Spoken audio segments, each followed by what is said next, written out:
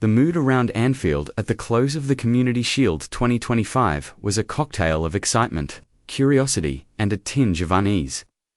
Liverpool's clash with Crystal Palace had been billed as the first real test of the Arne Slot era, a chance for the Dutchman to set the tone, to give the footballing world a preview of how his Reds would look when silverware was on the line. For much of the afternoon, there were flickers of promise. Quick, purposeful passing, intelligent movement in the attacking third, and a renewed intensity in the press. Yet for all the positives, the 90 minutes at Wembley also exposed certain uncomfortable truths. Crystal Palace, resolute and well-drilled under Oliver Glasner, took their chances clinically, and while Liverpool carried threat going forward, the defensive structure creaked ominously under pressure. The final scoreline was not just a number on a scoreboard, it was a message, a warning sign that in the white heat of competition, this new-look Liverpool still had much work to do. And at the heart of the post-match conversation was a single name, Hugo Ekitike. The French striker, Liverpool's fresh-faced summer acquisition, had been one of the brightest sparks in the match. Signed just 2 weeks earlier during the Reds' Asian tour, Ekitike arrived on Merseyside with a reputation for pace, flair, and an instinctive nose for goal. Against Palace, he wasted no time showing glimpses of what he could bring to Slot's attacking blueprint, darting runs into the channels, neat link-up play with Mohamed Salah and Cody Gakpo, and a willingness to chase down lost causes. It was the sort of display that whets the appetite for more. Yet midway through the second half, with the match finally poised, Slot made the decision to withdraw. The camera panned to the Liverpool bench, where the forward sat wrapped in a training top, his expression neutral but telling. Social media erupted. Was it an injury? Was Slot unhappy with his performance? Why take off your most dangerous player? When chasing the game, in his post-match press conference, Slot cut through the speculation. His answer was calm, measured, and laced with the kind of long-term thinking that supporters may not always appreciate in the moment. It'd be daft to gamble with him for the full 90, the Dutchman explained, his tone almost casual. Went on to praise Ekitike's electric display and stressed the need to protect him, especially with a run of important fixtures looming. Bournemouth, Newcastle, and Arsenal awaited in the opening weeks of the Premier League, and with striker options already limited, Federico Chiesa still regaining match sharpness after a disrupted pre-season. Ekitike's availability was non-negotiable. This was Slot's pragmatism in action. The substitution, far from a sign of hesitation, was part of a broader strategy. In his mind, it was better to sacrifice 20 minutes at Wembley than to lose Ekitike for 6 weeks in September. For some fans, that explanation made perfect sense. For others, it was a reminder that Slot is very much his own man, willing to make unpopular calls in the service of the bigger picture. But while the Ekitike episode dominated headlines, it wasn't the only takeaway from Wembley. The match also cast a harsh light on Liverpool's defensive vulnerabilities, and it is here that the conversation becomes far more urgent. The departures of Trent Alexander-Arnold and Jurel Quansah in the summer, whether by design or necessity, have stripped away depth in key positions. Joe Gomez's injury has further tightened the options, and the persistent rumours linking Ibrahima Konate to Real Madrid have added an unwelcome layer of uncertainty. Slot, a coach who prizes tactical flexibility, has tried various stopgap solutions in pre-season, including redeploying midfielders, Wataru Endo and Ryan Gravenberch in defensive roles. While those experiments speak to his adaptability, they are no substitute for specialist quality in the heart of defense. It is little wonder, then, that Liverpool's recruitment team has turned the final weeks of the transfer window into a defensive scouting mission. 2 names stand out above all others: Marc Guéhi of Crystal Palace and Ronald Arroyo of Barcelona.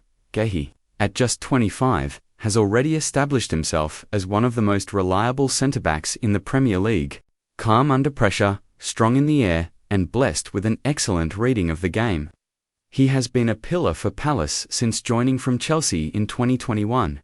His leadership qualities have not gone unnoticed. He has worn the captain's armband, for the Eagles and has become a fixture in Gareth Southgate's England squads. Valued at around £45 million, Guéhi represents a relatively affordable option in a market where proven Premier League defenders are increasingly rare.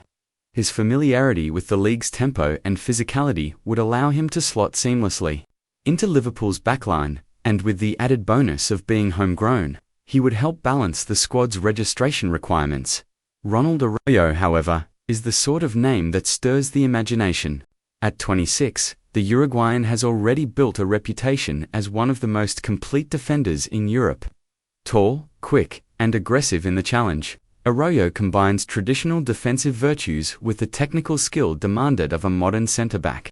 His versatility, equally comfortable at right-back, is another feather in his cap, offering slot multiple tactical configurations. Last season, Araujo was instrumental in Barcelona's run to the Champions League semi-finals, and his performances earned glowing praise from club legend Carles Puyol, who described him as one of the best defenders in the world. Securing Araujo would not be straightforward.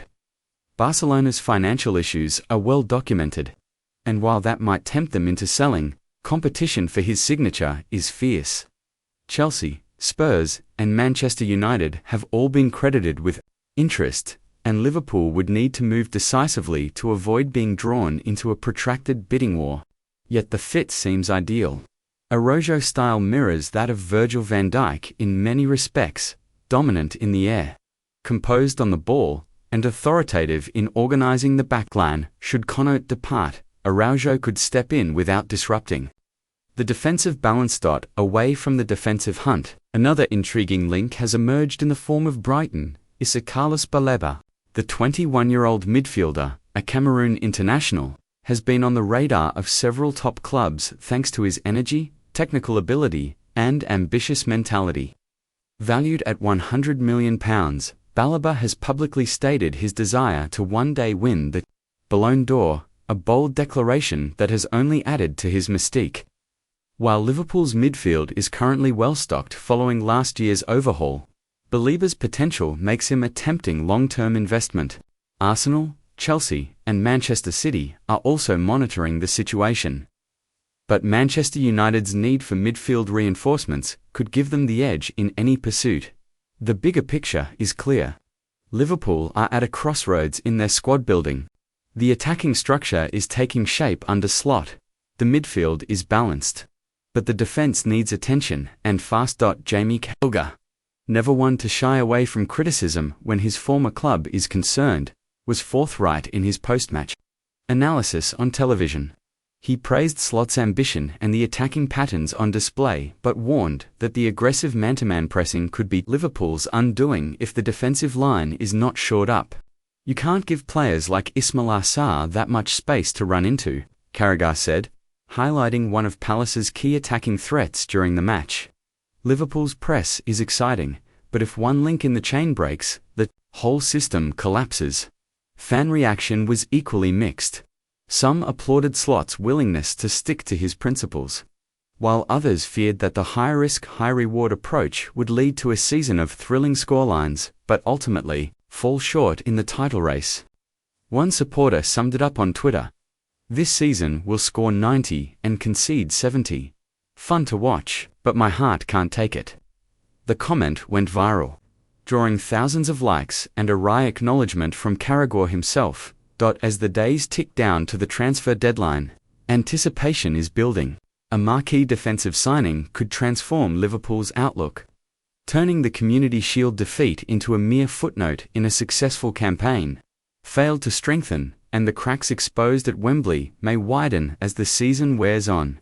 Either way, one thing is certain: under Arne Slot, Liverpool will not be boring.